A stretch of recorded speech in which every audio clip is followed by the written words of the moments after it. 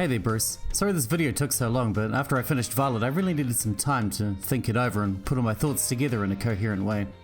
As such, this video is a bit long and I'll be showing footage of my streams where I played it, so you may have to deal with my big head in the corner, or maybe I'll zoom in a little.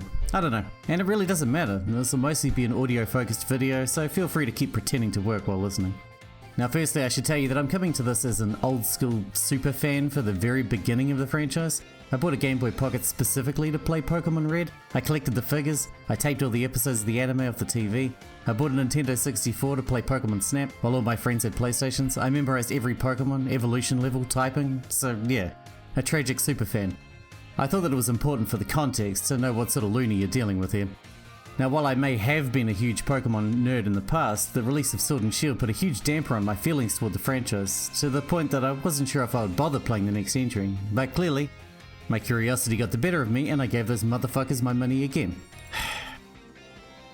If you want a quick and less structured lambasting of Sword and Shield, I did do a retrospective video on that travesty, which I put an end card to.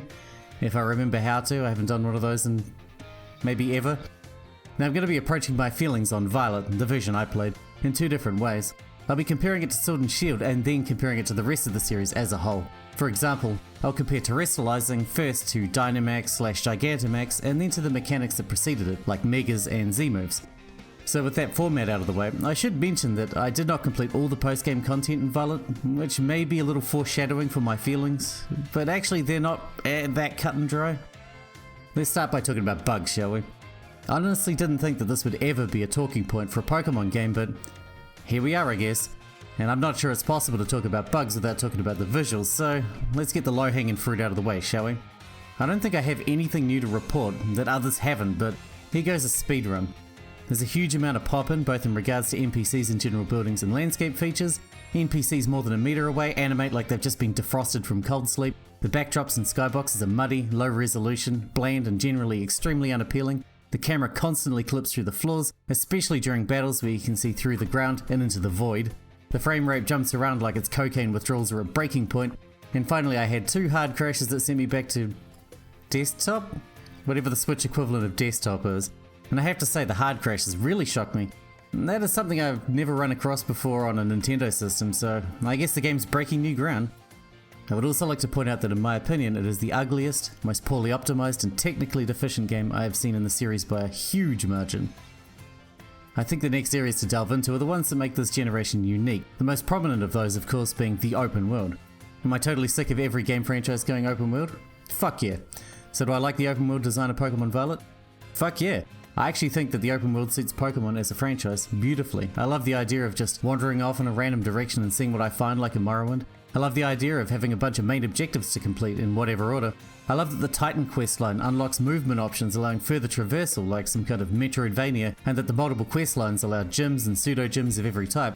However, while those ideas make my pants hit the floor in about half a second, the execution leaves a lot to be desired, aside from the bugs of course. Look, I know how people generally don't like level scaling, but it's the only way I can see to make the experience a reasonably balanced one for the entire runtime. I think I went the wrong way very early on and got my ass handed to me by some random fuck twice. However, after defeating him, I never encountered any battles that were even the slightest threat ever again. One of the major problems of going open world, which we had a little taste of in Sword and Shield, is that if you're gonna have a wide open area to explore, you have to fucking put something in it. Apart from the unavoidable traditional biome changes, every area is a bland, uneventful wasteland with little to find and even less to see.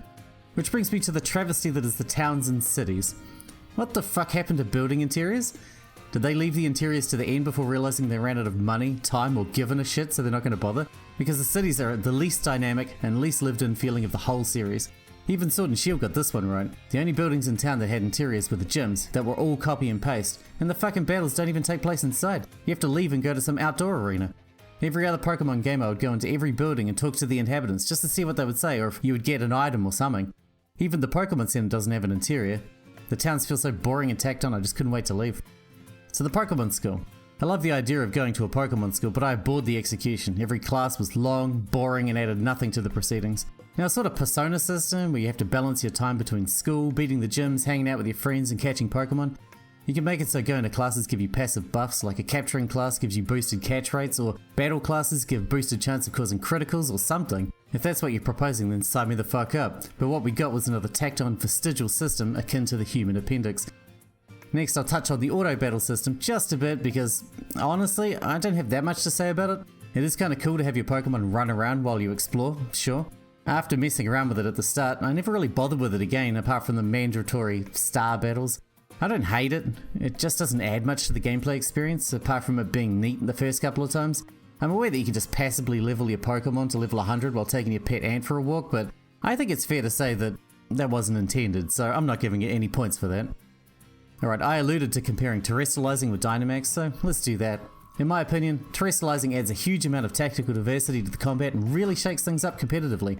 I actually think it adds even more than Megas or Z moves, as any Pokemon can Terrestrialize into any type, making it much harder to predict. You may say, but any Pokemon can Dynamax, and while that's true, not every Pokemon can Gigantamax, and Dynamaxing never really added depth to the combat, as the best way to deal with a Dynamax Pokemon is to Dynamax your own Pokemon.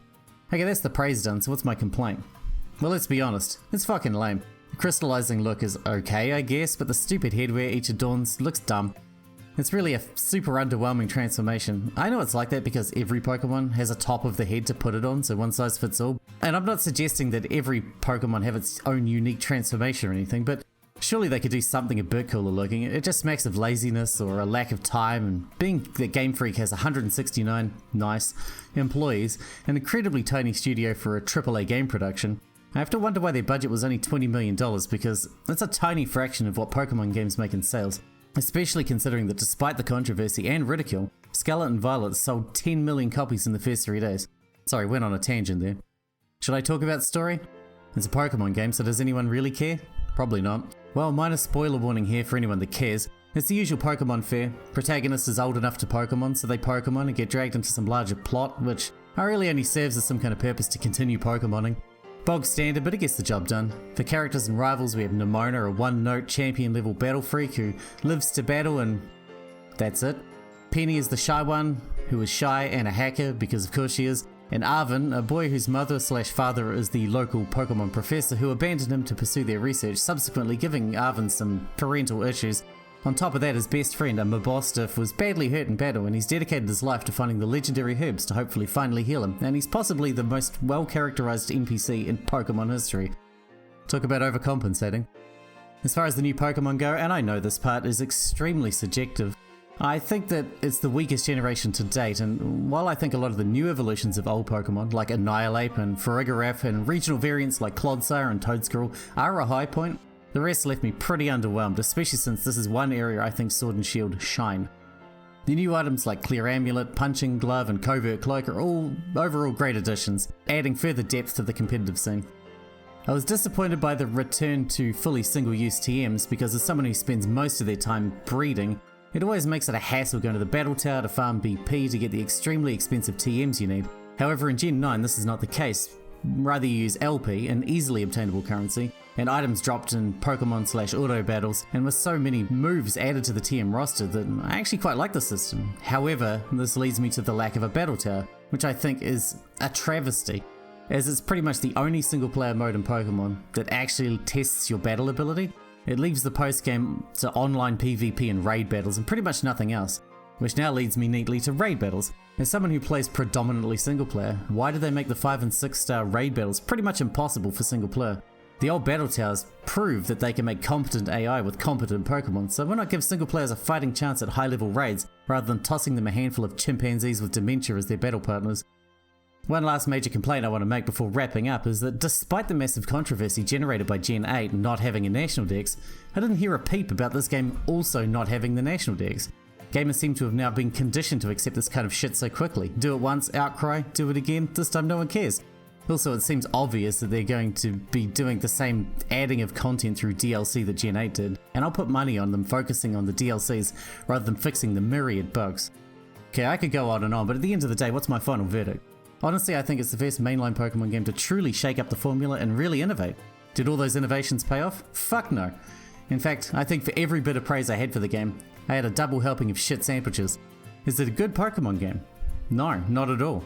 but while it may be buggier than Nixon's White House and as visually appealing as a blobfish and business casual, I would like to give it props for trying to do something new with the franchise, and for that reason alone, I hold it in less contempt than Sword and Shield, which while technically proficient, offered nothing in the way of growth for the series, and while Gen 9 is ultimately, in my opinion, a huge letdown, I do hope that they keep some of the ideas they brought to the table for Generation 10, with a huge amount of refinement and maybe a bigger budget. Also, the soundtrack's pretty good.